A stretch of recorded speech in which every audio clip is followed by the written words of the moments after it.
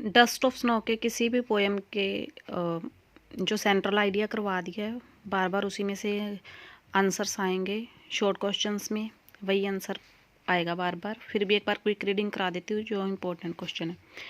Where was the crow sitting? कुआ कहाँ बैठा था? What did it shake down on the poet? इसने शेक होके हिल के क्या गिराया पोइट पे? The crow was sitting on one of the branches of a hemlock tree. जो कुआ था वो बैठा था हेमलॉक ट्री की एक टहनी पे। And the poet was standing beneath this tree. और जो कवि था वो खड़ा था इस पेड़ के नीचे। It shook down some snow dust on the poet. इसने हिल के गिरा दी बर्फ की कुछ धूल कवि पे।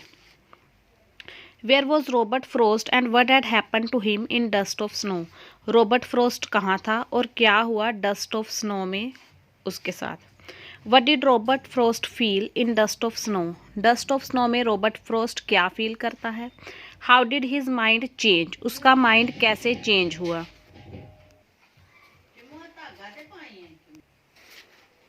Where was the poet standing? Poet कहाँ खड़ा था? And what happen to him there? और उसे वहाँ पे क्या हुआ?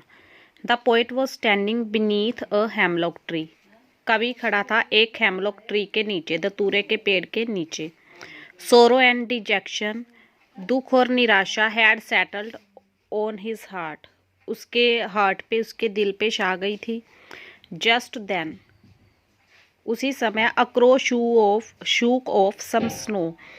एक कोआ हिल के गिराता है सम स्नो डस्ट, कुछ बर्फ की धूल ऑन द पोएट, कवि पे। द पोएट सेज दैट, कवि कहता है कि this act of the crow, कोए के का ये काम brought about a change in his mood, उसके मूड में एक चेंज लेके आया।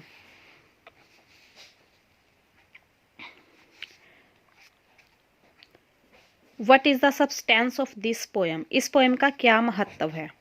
The poet was standing beneath a hemlock tree. कवि खड़ा था एक हेमलॉक ट्री, दतूरे के पेड़ के नीचे। A crow shook off some snow dust on the poet. एक कोए ने हिल के गिरा दी कुछ बर्फ की धूल कवि पे।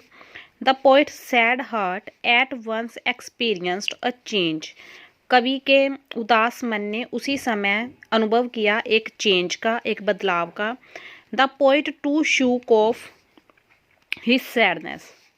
कवि ने भी अपनी जो उदासी थी वो गिरा दी, शूक ऑफ कर दी। एंड दस saved the rest of the day from being spoiled. और इस तरह बच गया बाकी का दिन स्पॉइल होने से, बर्बाद होने से। Right a note on the setting of the poem dust of snow. Dust of snow की सेटिंग पे एक नोट लिखना है। इन दिस पोएम, इस पोएम में, the poet is shown standing beneath a hemlock tree. कवि दिखाया गया है खड़ा हुआ हेमलॉक ट्री के नीचे, बीनीथ मतलब नीचे।